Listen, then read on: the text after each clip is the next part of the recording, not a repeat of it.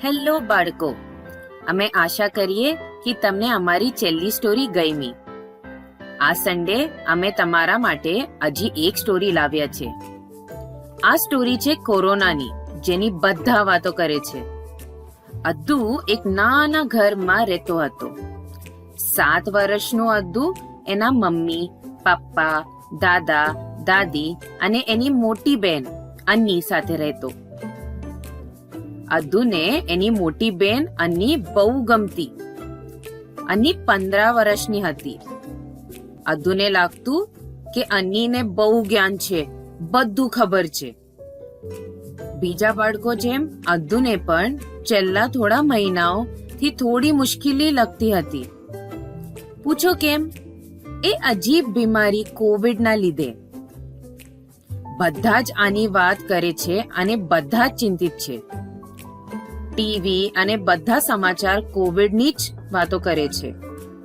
અદ્દુ ના બારે રમવા જઈ શકતો, ના એના મિત્રનો મળી શકતો અને ના સ્કૂલ જઈ શકતો. એ પોતાની સાયકલ ચલાવીને પણ બારે ચોકલેટ પણ ના લાવી શકતો. અદ્દુના થોડા મનપસંદ કાર્ટૂનની જગ્યાએ કોરોના ન્યૂઝ હતી બધે. એક દિવસ અદ્દુ બારી પાસે શાંત અને દુખી બેસ્યો હતો.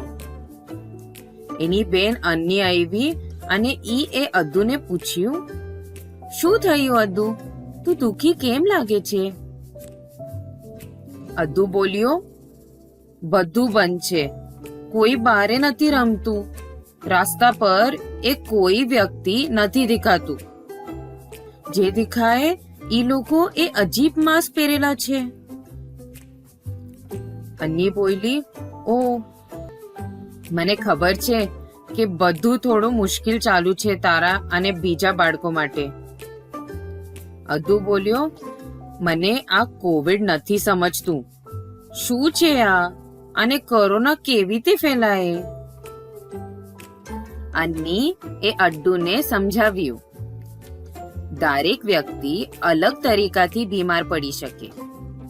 જ્યારે આપણા શરીરમાં જર્મ્સ જાય, આપણે બીમાર પડે. જર્મ્સ? અદ્દુ એ પૂછ્યું, આ જર્મ્સ શું છે? જર્મ્સ નાના હોય, કીડીઓથી પણ નાના, આટલા નાના કે આપણા આંખોથી જોઈ પણ ના શકે. આ જર્મ્સ આપણા શરીરમાં અલગ અલગ તરીકેથી આવી શકે, જેવી રીતે આપણા નાકથી કે મોઢાથી. આ જર્મ્સ આપણા શરીરમાં પ્રવેશ કરે અને આપણને બીમાર કરે. પણ આ જર્મ્સ કેવી રીતે આવે અને કોરોના આ જર્મ્સથી ફેલાય? અદ્દુ એ પૂછ્યું. અન્ની દીદી એ કીધું, જો આપણે આપણા હાથ ના ધોએ, ખાસ કરીને ખાવાના પહેલા અને પછી, તો આપણું પેટ દુખે અને ડાયરિયા થાય. જો આપણને શરદી અથવા ઉધરસ હોય અને આપણે મોઢું અને નાક કવર ના કરીએ, તો આજુબાજુ વ્યક્તિઓને આ જર્મ્સ ફેલાય, શ્વાસથી, અને એ લોકો એ બીમાર પડે. કોવિડ પણ આવી રીતે જ થાય. અને તને ખબર છે જે જર્મથી કોવિડ થાય એનું શું નામ છે? ઘણું ફની નામ છે, કોરોના. તું કોરોના બોલી શકે છે? અદ્દુ ધીમે ધીમે બોલ્યો, ના, કોરોના. પણ મને કોવિડ નથી તો કેમ બહાર ના જઈ શકું? અદ્દુ એ કીધું. બીમારીઓ અલગ તરીકેની હોય. કોઈ બીમારી જલ્દી ફેલાય, કોઈ ના ફેલાય. જો તને માથું દુખતું હોય અને તું કોઈના બાજુમાં બસે, તો એ વ્યક્તિને માથું ના દુખે. પણ જો તું કોઈના આવા વ્યક્તિના પાસે બેસે જેને કોવિડ હોય, તો એમના છીંક અને ખાંસવામાં કોવિડ ફેલાય. જો તું કોઈ ગર્દીવાળી જગ્યામાં જાય વિના માસ્ક કે હાથ ના ધોવે, તો કોવિડ થવાની આશંકા વાળી શકે. કેમ કે આપણને ખબર ના હોય કે કોને કોવિડ છે અને આપણને ફેલાયું હોય કે નહીં. એટલે આ જરૂરી છે કે જેટલું થાય આપણે ઘરે જ રહીએ અને એ સમજાવ્યું. મેં સાંભળ્યું કે બારે ખાઈને પણ કોરોના થઈ શકે. આ સચ્ચું છે કે? ના અડ્ડુ, કોરોના બીજાના ઘરેથી આપણે ઘરે ઉડીને આવી શકે. ના, કોરોના મક્ખીઓની જેમ ના ઉડી શકે, ના કોઈ બીજા પશુ પક્ષીથી. જો મને કોરોના થઈ ગયો તો એ જિંદગીભર રહેશે? ના અડ્ડુ, એ જિંદગીભર ના રહેશે. તો કોરોનાથી સુરક્ષિત રહી શકાય? હા, જો આપણે SMS રૂલ પાડીએ તો.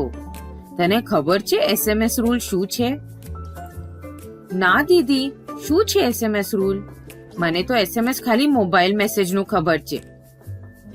કોવિડ માટે SMS રૂલનો મતલબ છે S માને સેનિટાઈઝરથી હાથ ધોવાના, જર્મ્સને મારવા.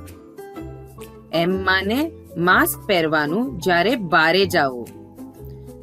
ધ્યાન રાખવાનું કે માસ્ક આપણા નાક અને મોઢા બંનેને કવર કરે. S માને સોશિયલ ડિસ્ટન્સિંગ, સોશિયલ ડિસ્ટન્સ રાખવાનું, એટલે ઘરેથી બારે જાઓ તો દૂરી રાખવાની બીજા વ્યક્તિઓથી. અડ્ડુ બોલ્યો. હવે મને SMS સમજ્યું. સેનિટાઈઝર, માસ્ક અને સોશિયલ ડિસ્ટન્સ. હું આ યાદ રાખીશ અને સુરક્ષિત રહીશ, પોતે અને આજે બીજા બધા માટે પણ. પણ દીદી, જો મને કોવિડ થઈ ગયું તો ત્યારે શું કરવાવું? અન્ની દીદી એ જવાબ આપ્યો, જે બાળકોને કોવિડ થયો ઓ લોકો એ તંદુરસ્ત થઈ ગયા, મોટા લોકો કરતા જલ્દી પણ. તો જો આપણને કોવિડ થયે, બીજા બીમારીઓની જેમ ઘરે આરામ કરવાનું, સુવાનું, ડોક્ટર આપણે ઈ દવા લેવાની અને સ્ટેટ કોવિડ હેલ્પલાઇનને કોલ કરવાની. બેડ પર પોતાની મનપસંદ કહાનીઓ વાંચાય, કાર્ટૂન્સ જોવાય, ડ્રોઈંગ કરાય કે જે ગમે ઈ બેસીને કરાય. ઘરમાં એક જગ્યાએ બેસીને બીજાથી થોડું દૂર રહેવાનું, થોડા દિવસ બસ. દાડીથી થોડું વધારે. અચ્છા, આ કોવિડ પટશે ક્યારે? કોઈને બરાબર ખબર નથી, કારણ આ નવી બીમારી છે અને બધા હજી આના બારેમાં શીખે છે. ડોક્ટરો કોવિડ માટે મહેનત કરીને દવા શોધે છે અને આને મહિનોએ લાગે. ત્યાર સુધી બધા એ SMS રૂલ અનુસાર રહેવાનું તો બધા સુરક્ષિત રહે. આપણે બારે જઈ શકીએ? આશા કરું છું આપણે જઈ શકીએ, બોલ્યો અદ્દુ. અન્ની એ જવાબ આપ્યો, તને યાદ છે થોડા મહિનાઓ માટે આપણે લોકડાઉનમાં હતા અને ક્યાંય બારે જઈ નતો શકતા? અદ્દુ એ હા પાડી. અન્ની બોલી, હમદા વસ્તુઓ થોડી સારી છે, લોકડાઉન નથી. લોકો થોડી વાર માટે બારે જઈ શકે છે, જેવી તે બજારે કે પાર્કમાં. જો આપણે પોતાનું ધ્યાન રાખીએ, માસ્ક પહેરીએ અને હાથ બરાબર ધોઈએ તો. તે સંભાળ્યું કે સ્કૂલ્સ પણ હવે ખુલશે. બધું ધીમે ધીમે સારું થાય છે અને ખુલે જ છે. અદ્દુ, તને ખબર છે કોવિડના લીધે વસ્તુઓ જરાક મુશ્કેલ થઈ છે, પણ સાથે થોડી વસ્તુઓ સારી એ થઈ છે. સાચે? જેવી તે? કોવિડ અને લોકડાઉનને લીધે આપણે બધા એકબીજા સાથે વધારે સમય રહ્યા, એક પરિવાર રીતે. અન્ની મુસ્કુરાઈને અજી બોલી, મી નવી વસ્તુ એ શીખી. હું મમ્મી પપ્પા સાથે ચેસ રમવાનું શીખી. ઓલા દિવસ તો હું મમ્મી સાથે ચેસમાં જીતી પણ. મી કેક બનવાનું એ શીખ્યો. તું પણ કાંઈ વિચારીને કે અદ્દુ, તે પણ કાંઈ શીખ્યું હશે જ. અદ્દુ એ વિચાર્યું અને કીધું, હા, આપણે ફૂલદાની કલર કરી હતી અને હવે બગીચો હે કેટલો સારો લાગે છે. આ તો મેં હમણાં સુધી વિચાર્યું જ નહીં. મને મમ્મી પપ્પા અને તારા સાથે લૂડો રમીને પણ બહુ મજા આવી. અને તો ખબર છે, હું ચેમ્પિયન બની ગયો છું લૂડોમાં, અને હું હવે હંમેશા લૂડોમાં જીતું જ. જોયું, સમય મુશ્કેલ લાગે તો એમાં સારી વસ્તુઓ હોય અને નવી વસ્તુ શીખવા મળે. કોવિડ હોય કે ના, હું બહુ ખુશ છું કે તું મારી બેન છે અને આપણે હંમેશા સાથે હોઈએ. સરસ સમય કે કઠિન સમય, હંમેશા. અને હસીને બોલી, હા બેનો એટલે જ તો હોય. આશા કરું તમને આ સ્ટોરી ગમી. અમે ખબર છે કે અડ્ડુની જેમ બધે બાળકો માટે છેલ્લા થોડા મહિના કઠિન છે. પૂરો દિવસ ઘરે રહેવાનું, સ્કૂલ કે મિત્રોને નહીં મળવાનું. આ કરવું હાર્ડ હશે. આપણે ભલે પરિવાર અને મિત્રોને પ્રેમ કરીએ, આટલી વખત એક સાથે રહેવાનું કદાચ બધાને ગમે નહીં. ઝઘડા થઈ શકે. જેવી રીતે અન્ય અડ્ડુ વાત કરી, એવી રીતે આપણે પણ ઘરે ઘણી વસ્તુઓ કરી શકીએ. જેવી રીતે નવી ગેમ રમવાની, નવી વસ્તુ શીખવાની, વાંચવાનું. આપણે નાની એક્સરસાઇઝ કરાય પોતાને સ્વસ્થ રાખા. સ્કીપિંગ, જોગિંગ, ઘરે ફ્રોગ જમ્પ કે સ્ટ્રેચિંગ, જેમાં હાથ પગ જેટલા ફાવે એટલા સ્ટ્રેચ કરવાના. કારણ આ ઇમ્પોર્ટન્ટ છે, આપણે બધા સ્વસ્થ રહીએ. હવે આપણને ખબર છે કે કોરોના શું હોય. આપણને પહેલા ચિંતા હોઈ શકે કે આ શું છે, શું ચાલુ છે, હવે શું થશે. પણ અન્ની અને અડ્ડુની મદદથી હવે આપણને ખબર છે કે કોરોના શું હોય અને આપણે શું કરી શકીએ આમાં.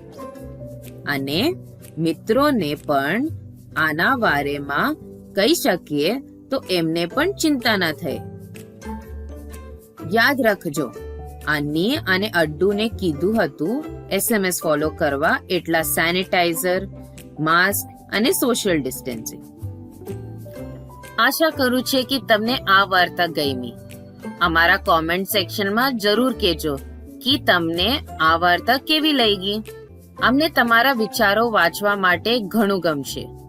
અને જો તમે લખી ના શકો તો તમારા માતા પિતા, ભાઈ બહેન કે મિત્ર ને તમારી મદદ કરવે કહેજો. યાદ રાખજો, અન્ની અને અડ્ડુને કીધું હતું SMS ફોલો કરવા એટલે સેનિટાઈઝર, માસ્ક અને સોશિયલ ડિસ્ટન્સ. અને બધા વડીલો પણ યાદ રાખજો કે ઘરના નાના લોકોને કોરોના અને SMS ના બારેમાં કહેજો. સુરક્ષિત રહેજો, ખુશ રહેજો અને સ્વસ્થ રહેજો. તમને આગલે સન્ડે મળીએ એક નવી સ્ટોરી સાથે. બધા મિત્રો અને ઘરવાળાઓને પણ લાવજો, કેમ કે સ્ટોરીઝ તો બધાને ગમે. ત્યાર સુધી હેપી ચિલ્ડ્રન્સ ડે.